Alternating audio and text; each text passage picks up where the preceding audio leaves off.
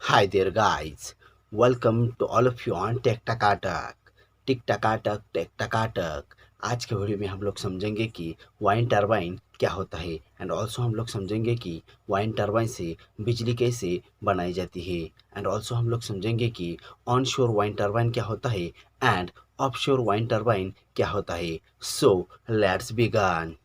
Actually यहाँ पर दो चीज़ें सबसे ज़्यादा इम्पोर्टेंट होती है। नंबर एक, वाइन टरबाइन बनता कैसे है एंड नंबर दो, वाइन टरबाइन काम कैसे करता है।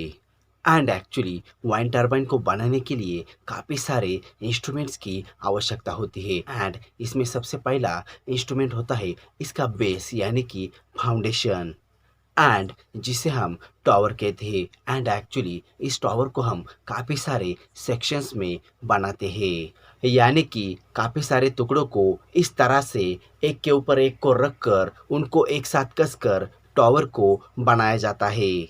जैसे यहाँ पर इस टॉवर को आप देख सकते हैं, ये टॉवर पूरा सॉलिड नहीं होता। एक्चुअली ये सॉलिड होगा तो इसे बनाने के लिए काफ़ी ज़्यादा कंक्रीट लग सकता है एंड एक्चुअली इससे इसका काफ़ी ज़्यादा वेट भी बढ़ सकता है। एंड एक्चुअली इसे खोखला रखने से और एक फ़ायदा होता है। एक्चुअली इसे खोखला रखने से इसके अंदर से बिजली को ऊपर से केबल्स के ज़रिए आराम से नीचे ला सकते हैं। एंड एक्चुअली इसे खोखला रखने से इसके अंदर का जो केबल होता है वो सुरक्षित होता है एंड ऑल्सो इसके अंदर हम सीढ़ी बना देते हैं।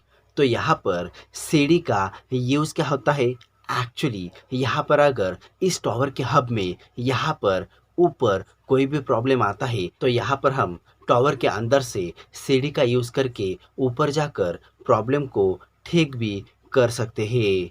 एंड एक्चुअली इस टॉवर के अंदर घुसने के लिए यहाँ पर नीचे एक डोर भी होता है जिसका यूज़ करके हम टॉवर के अंदर घुस सकते हैं। एंड एक्चुअली ये जो टॉवर्स होते हैं ये ऊंचाई के अकॉर्डिंग लगाए जाते हैं यानी कि टॉवर्स अगर घर के ऊपर या फिर पहाड़ी एरिया में लगाएंगे तो ये कम ऊंचे होते हैं और ज़मीन पे लगाएंगे तो इनकी ऊंचाई काफ़ी ज़्यादा होती है। एंड एक्चुअली ये जो वाइन टरबाइन होते हैं ये दो तरह से लगाए जाते हैं। एक होता है ऑन शोर वाइन टरबाइन और दूसरा होता है ऑफ शोर वाइन टरबाइन। ऑन शोर वाइन टरबाइन यानी कि जो वाइन टरबाइन ज़मीन पर लगाया जाता है एंड ऑफ शोर वाइन टरबाइन यानी कि जो वाइन टरबाइन पानी के ऊपर यानी कि समंदर के ऊपर लगाया जाता है। And actually offshore wine turbine की इलेक्ट्रिसिटी जनरेट करने की कैपेसिटी ऑनशोर वाइन टरबाइन से काफ़ी ज़्यादा होती है। एंड एक्चुअली यहाँ पर अगर हम बात करेंगे ministry of new and renewable energy के बारे में तो एक्चुअली यमएनआरई ने 2030 तक लगभग 30 गीगावाट ऑफशोर वाइंड एनर्जी का टारगेट रखा है। और यहाँ पर अगर हम बात करेंगे इसकी ऊंचाई के बारे में तो एक्चुअली एरिया के अकॉर्डिंग इसकी ऊंचाई लगभग 80 से लेकर 100 मीटर्स तक होती है। और यहाँ पर अगर हम बात करेंगे वर्ल्ड टॉलेस्ट वाइन टरबाइन के बारे में तो एक्चुअली ये लगभग 246.5 मीटर तक ऊंचा है और जो जर्मन टाउन में स्थित है। एंड एक्चुअली यहाँ पर अगर हम बात करेंगे इसके जो ब्लेड्स होते हैं इनके लेंथ के बारे में तो एक्चुअली ये लगभग 4 फीट से लेकर 63 मीटर्स तक लंबे होते हैं। एंड एक्चुअली वाइन टरबाइन को मोस्टली 3 ब्लेड्स होते हैं एंड ये मोस्टली फाइबर ग्लास के बने होते हैं।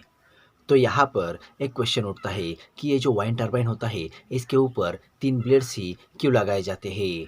तो एक्चुअली बिजली पैदा करने के लिए वाइन टरबाइन को उच्च गति से संचालित करने की आवश्यकता होती है, इसलिए सिस्टम की कुशलता और अधिक बिजली का उत्पादन करने के लिए वाइन टरबाइन के ऊपर 3 ब्लेड्स का यूज़ किया जाता है। एंड एक्चुअली ये जो ब्लेड्स होते हैं ये इतने लंबे होते हैं कि इनको लेके जाने के लिए इस तरह की स्पेशल ट्रक्स का यूज़ किया जाता है। एंड एक्चुअली वाइन टरबाइन को ज़्यादातर पहाड़ी एरिया में सेट किया जाता है।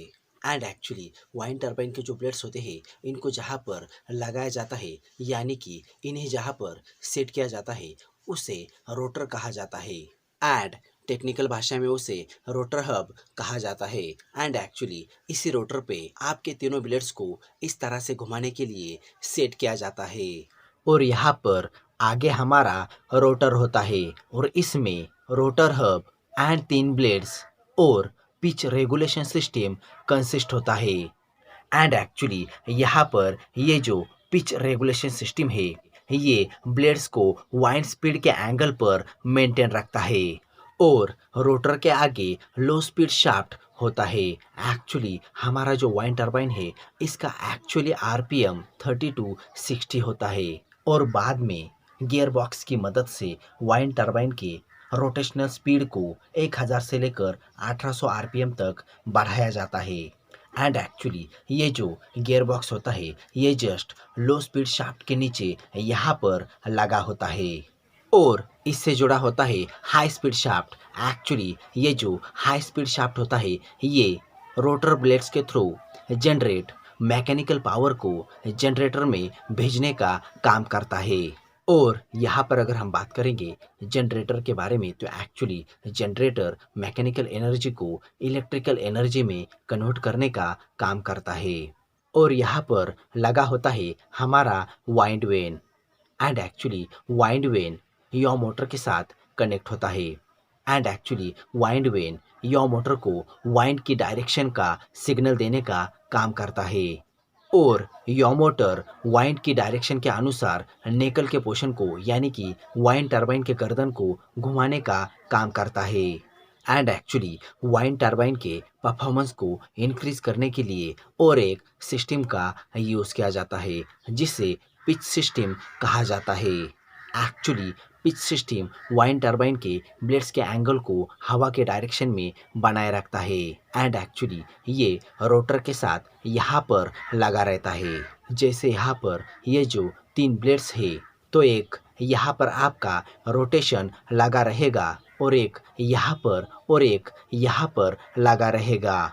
एक्चुअली अवेलेबल वाइंड एनर्जी का यूज़ करके अधिकतम ऊर्जा उत्पादन के लिए पिच सिस्टम का यूज़ किया जाता है एंड एक्चुअली इन ब्लेड्स को स्लो स्पीड में घुमाया जाता है। एंड एक्चुअली इन ब्लेड्स को घुमाने के टाइम पे हमेशा हवा की डायरेक्शन का सामना करना पड़ता है क्योंकि हवा का डायरेक्शन और स्पीड हमेशा चेंज होता रहता है। कभी हवा राइट साइड से आती है तो कभी हवा लेफ्ट साइड से आती है, कभी हवा स्लोली आती है तो कभी हवा स्पीडली आती है। एंड एक्चुअली ये जो ब्लेड्स है इनको सेट करने के लिए 2 अलग अलग तरीके होते हैं। नंबर 1 सबसे पहले यहाँ पर आप इसका ये जो पीछे का पोर्शन है यानी कि ये जो पीछे का निकल का पार्ट है इसको इस तरह से लगाने के बाद इसमें एक रोटर हब को इस तरह से लगाना पड़ता है और उसमें तीनों ब्लेड्स को क्रेन से ला करके इस तरह से फिट कीजिए। और नंबर 2 टॉवर को इस तरह से खड़ा करने के बाद टॉवर के बॉडी में इस तरह से नेकल को फिट किया जाता है। एंड एक्चुअली यहाँ पर अगर हम बात करेंगे वाइंड टरबाइन के नेकल के बारे में तो एक्चुअली नेकल वाइंड टरबाइन का एक ऐसा घर होता है जिसमें वाइंड टरबाइन के ऑल जनरेटिंग इक्विपमेंट्स को रखा जाता है यानी कि हाउस किया जाता है, जैसे generator, gear box, drive train and brake assembly. So that इसको फिट करने के बाद ज़मीन पर ये वाला रोटर हब लगाने के बाद उसके ऊपर ब्लेड्स को लगा देते हैं।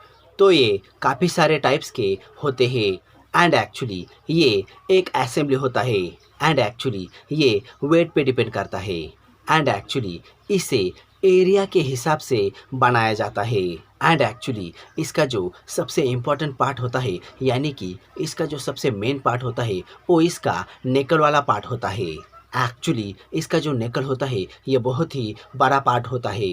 एक्चुअली इसका जो नेकल होता है ये हमारे घर के जितना बड़ा होता है और इसको इस तरह से खोखला बनाया जाता है और इसमें हेवी पार्ट्स को क्रेन से उठाकर यहाँ से डाला जाता है। जैसे ये हुआ इसका टॉवर और ये जो ऊपर वाला पूरा का पूरा पोर्शन दिखाई देता है ये इसका नेकल वाला पार्ट है और इस नेकल में मशीन को क्रेन से उठाकर इस तरह से डाला जाता है और ये सेटल करता है उसकी जगह कैसी है।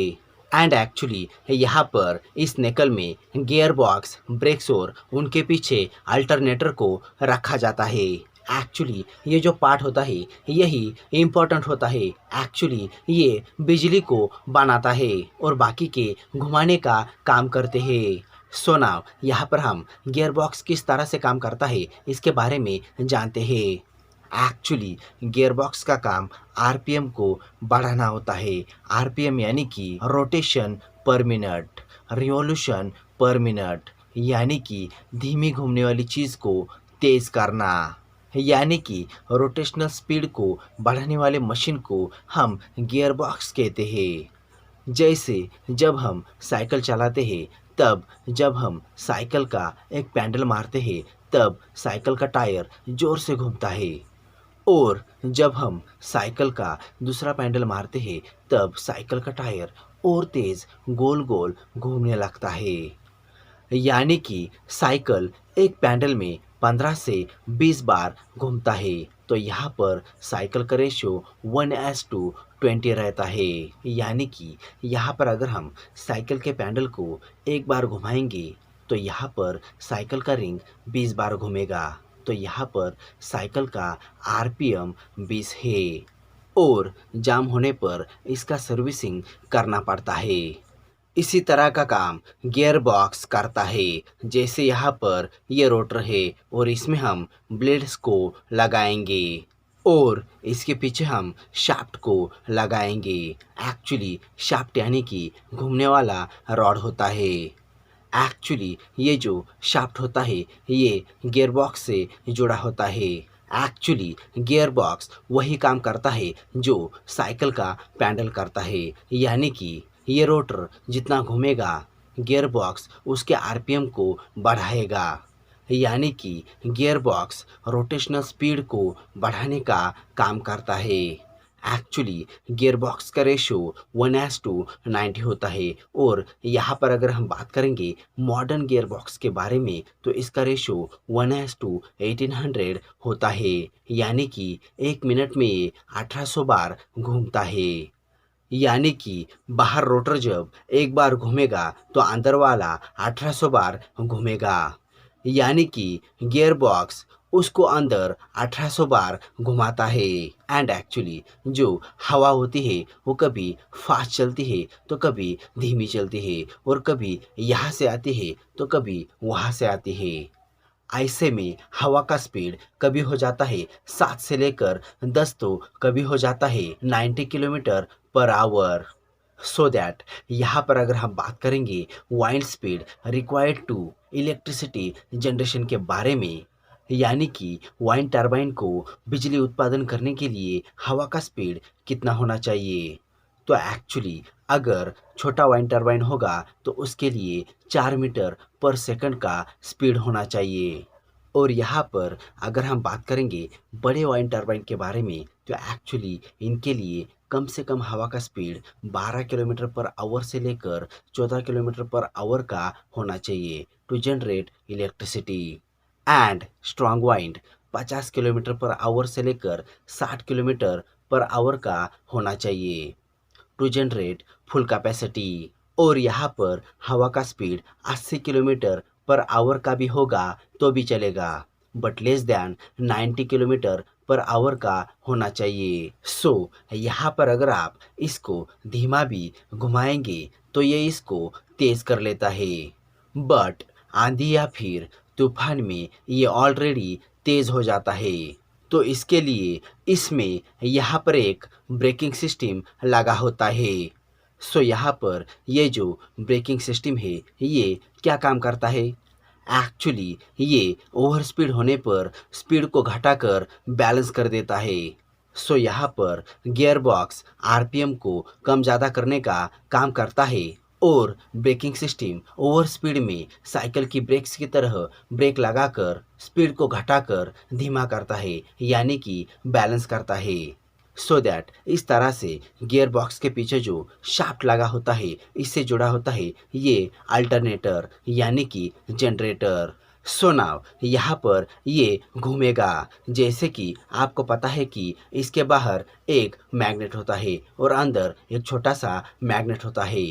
एंड एक्चुअली ये जो छोटा मैग्नेट है इससे ये शाफ्ट जुड़ा होता है।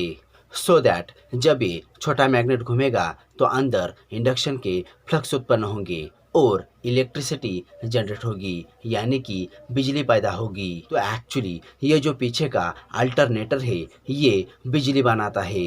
सो नाउ यहाँ पर हमने स्पीड को गियर बॉक्स से ऑलरेडी मैनेज कर लिया है, यानी कि जब स्पीड कम आता है तब गियर बॉक्स स्पीड को बढ़ा देता है, और अगर स्पीड बहुत ज़्यादा बढ़ गया तो ब्रेकिंग सिस्टम स्पीड को कम कर देता है, यानी कि बैलेंस करता है। तो यहाँ पर स्पीड का प्रॉब्लम ख़त्म हो गया, बट यहाँ पर प्रॉब्लम है डायरेक्शन का। तो एक्चुअली डायरेक्शन को मैनेज करने के लिए जो इसका निकल का पोर्शन होता है इसके पीछे हमारा एनीमोमीटर लगा होता है।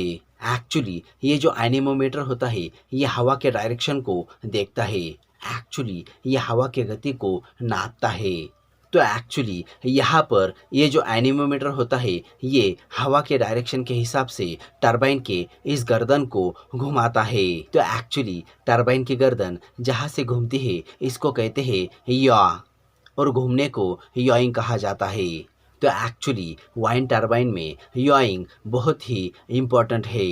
तो एक्चुअली जो एनीमोमीटर होता है ये हवा के डायरेक्शन के हिसाब से टरबाइन के गर्दन को घुमाता है, यानी कि यॉइंग कराता है।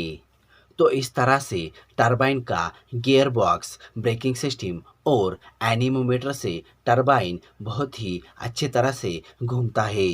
चाहे हवा का स्पीड कैसा भी हो, बस इसे घूमने के लिए हवा होनी चाहिए। इसलिए इसे पहाड़ी एरिया, समंदर के किनारे या फिर पानी में लगाते हैं। सो नाउ यहाँ पर पीछे के अल्टरनेटर में बिजली पैदा होने के बाद बिजली को इस केबल के मदद से ऐसे नीचे लाया जाता है, और जब बिजली को केबल्स के ज़रिए नीचे लाया जाता है तब टावर के नीचे स्टेप अप ट्रांसफार्मर लगा होता है जो इसके वोल्टेज को बढ़ा देता है। एंड एक्चुअली यहाँ पर जितने भी टावर लगे होते हैं इनके थ्रू बिजली को नीचे लाया जाता है, और एक मेन केबल के ज़रिए बिजली को पावर सबस्टेशन में भेजते हैं, और सबस्टेशन में बिजली को कनेक्ट करके बिजली को ग्रिड में भेजते हैं। सो इस तरह से वाइन टरबाइन में बिजली बनती है। एंड एक्चुअली वाइन टरबाइन में बिजली बनते समय वोल्टेज फ्लक्चुएट नहीं करता, क्योंकि गियर बॉक्स स्पीड को सेम रखता है, इसलिए बिजली सेम आती है। और अगर वोल्टेज कम ज़्यादा हुआ तो नीचे ट्रांसफार्मर लगा होता है। एंड एक्चुअली इसे लगाना काफ़ी ज़्यादा कॉस्टली होता है, और ये एक साथ काफ़ी सारे लगाते हैं ताकि बिजली पैदा हो।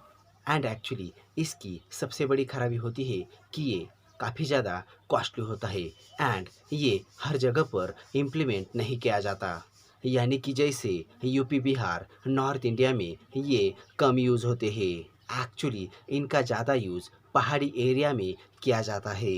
और यहाँ पर अगर आप कोयले से बिजली कैसे बनती है इसके बारे में जानना चाहते हो, देन यहाँ पर आप end of the video and screen पर क्लिक करके हमारा वीडियो देख सकते हो। और यहाँ पर अगर आप बिजली कैसे बनती है और बिजली कितने प्रकार से बनती है और बिजली हमारे घरों तक कैसे आती है इसके बारे में जानना चाहते हो, देन यहाँ पर आप end of the video and screen पर क्लिक करके हमारा वीडियो देख सकते हो।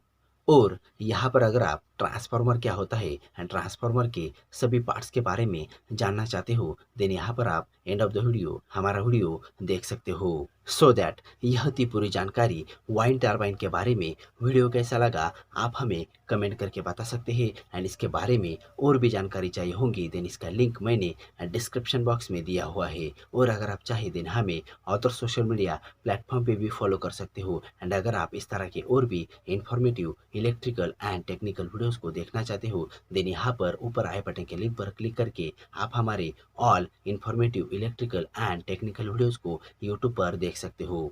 सो दैट इस वीडियो को आप ज़्यादा से ज़्यादा शेयर करें ताकि इससे और भी लोगों का फ़ायदा हो सके। एंड लाइक एंड सब्सक्राइब करना ना भूलें, क्योंकि इससे हमें मोटिवेशन मिलता है। And most important, hit that bell icon ताकि इससे हमारी आगे आने वाली वीडियोस की नोटिफिकेशंस आपको सबसे पहले मिल सके। So that thanks for joining me, stay tune with me on tech Takatak. Bye bye.